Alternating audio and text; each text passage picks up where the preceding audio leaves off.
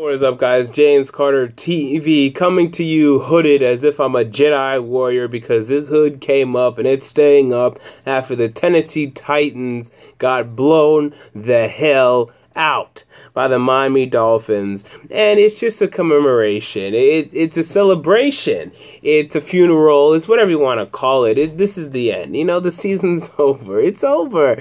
And, you know, if they would have lost in a respectable manner, then I wouldn't say the season's over. I'd say, sure, you know, they still have a chance. You know, this team isn't done yet. But in this blowout fashion, it's over. The season's over. It's time to fire Ken Whisenhunt. And if you watched my last week's video, I tried to be the calm presence. I tried to be the guy that said, hey guys, let's calm down. No, let's wait. Let's see how this team does over the upcoming weeks. And I don't think I was wrong for doing that. I think that's a calm and good strategy to take. But the thing is, as compared to those 2 weeks, this was a blowout. The other 2 weeks, they were close losses to teams that are going to be in the playoffs. The Bills, most likely, I believe, they're going to be in the playoffs. And the Indianapolis Colts are going to be in the playoffs. So I could take those close losses fine.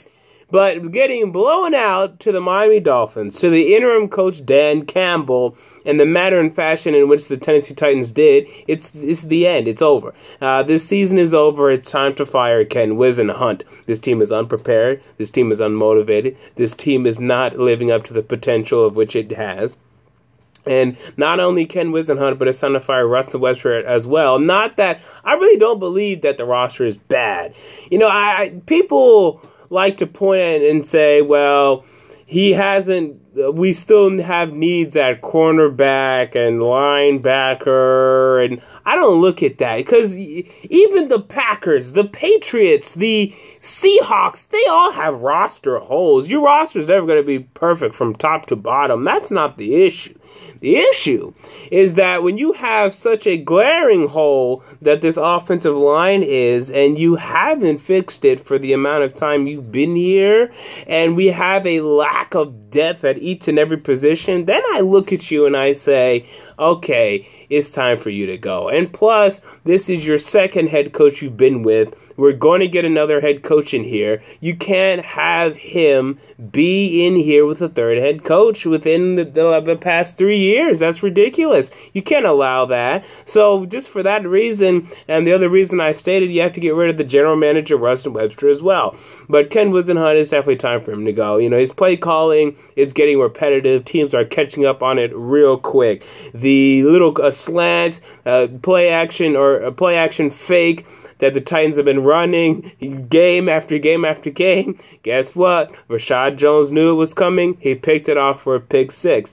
The screens that have been working well, teams have caught up on it. They figured it out. I mean, as a Tennessee Titans fan, if I can sit on my couch and I can say they're about to run this play, and you run that play, it's ridiculous. The playbook, the play calling, it's lackluster. This team is lackluster. And as we've seen with coaches in the past, sometimes you just need a change in culture. And it sucks, because I really don't want to be the team that changes their head coach every year. But Ken Whisenhunt is now 3-29 in his past, 32 games as a head coach. You know, he needs to be gone. He needs to be fired. Russell Westbrook needs to be fired. Marcus Mariota, though, I mean, let's be honest, guys, he didn't play well. Now, one of the interceptions, I won't blame him. I think one of their interceptions is completely on Ken Whisenhunt. Stop calling that play. The second interception was on him. The fumbles were on him. Was the protection bad? Yes. But come on, you can't keep fumbling every time you get hit. You can't fumble every time you get hit. You just can't do it. You're going to get hit, and you can't fumble every time you get hit. You can't do it. His ball security was an issue at Oregon. I documented this throughout the offseason process, and I wanted us to draft him. I'm happy we drafted him, but he still needs to fix these ball security issues. They're a problem. Furthermore, with this football team, the defense had me fooled. I was thinking, hey, this defense is good. No, they suck. And they showed it today. The Dolphins went up and down this team. They went up and down this team. I couldn't believe it. I was like, where did the Titans defense go? Because this is not a good defense at all. I know they were missing Avery Williamson, but come on. And Parrish Cox left the game midway through the game, but it was bad. Oh my God, this defense, specifically in the run game, it was bad today. And, you know, it's a dumpster fire. You know, it's over. But, hey, you know, I'm still remaining optimistic in terms of the grand scheme of things. Because I have to, for my sanity's sake. If we can get a new good head coach, we're going to get a top 10 pick in the draft. Probably top 5. And we can draft a defensive stud. We can fix the offensive line. So I'm going to remain optimistic. I'm not going to kill myself, but very sad loss. And the Miami Dolphins, you know, good for you guys. Dan Campbell, though, I don't think he's good. I think in terms of the mentality, okay, you changed the mentality of this team, fine. But he looked like a duck with his head off during this game. He was running around the sidelines. He didn't know what to do. He was listening to the special teams coach tell him what to do. He was doing some stuff that he obviously was clueless out there. But maybe he'll get better. Sure, he'll get better. But hey, he changed the mentality of this football team, and now they look like an improved football team. You have to at least see that and respect that. But at times, he looked clueless out there coaching this football game. So with that said, let's review the results of the 1 p.m. games, and they were pretty eventful if you ask me. So let's start with the Jets. They beat the Redskins. I mean, not much to take away here. I mean, we knew this was going to happen. If you didn't, you should have. Hey, Ryan Fitzpatrick is playing good enough football for this football team. But Kirk Cousins, man, not looking good in this game. I think he's going to come back and win next game as they host the St. Louis Rams. No, not the St. Louis Rams. They host a 2-3 team. I can't remember right now.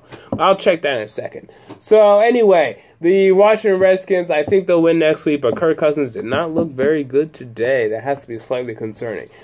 Kansas City lost to Minnesota. Hey, at least you kept it close. But Alex Smith continues to prevent his offense from putting up points. I mean, Jeremy Maclin came to this team under the impression that he could move them to the next level, but anything but has been happening. Today, he had 3 catches for 48 yards. They just can't move the ball down the field. They can't do it under Alex Smith. And I can't believe that Andy Reid, who drafted and coached Donovan McNabb, is happy with his quarterback situation. I think if the Chiefs have the ability to change quarterbacks this year, they will, because Andy Reid has to look back and say, man, I miss Donovan McNabb. I have to find myself another Donovan McNabb. I have to believe that he's believing and thinking that. All right, so next, the Cincinnati Bengals, they beat Buffalo. You know, Buffalo was starting E.J. Manuel. This was going to happen. The Bengals start 6-0, and that's great, and that's fine. And they're going to be 13-3, and that's great. But you have to win the playoff game, and it's an issue because they're going to have a first-round bye probably. Although the Broncos and the Patriots, that's going to be an interesting race they're in. But they're most likely going to have a first-round bye, I would project.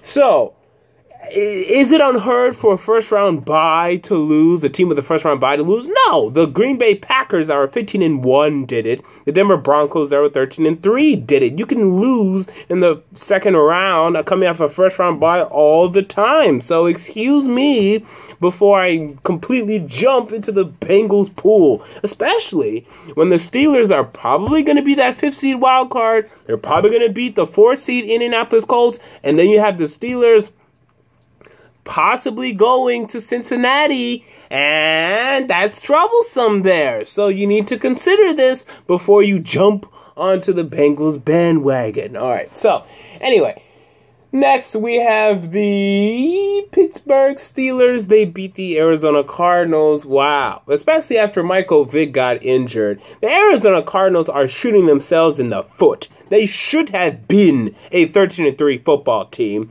Currently, they're what, 4-2, and they've lost 2 games they should not have lost. One to St. Louis in Arizona, and one to the Michael Vick Pittsburgh Steelers, and it ended up being the Landry Jones Pittsburgh Steelers. I can't believe that Arizona is losing these football games.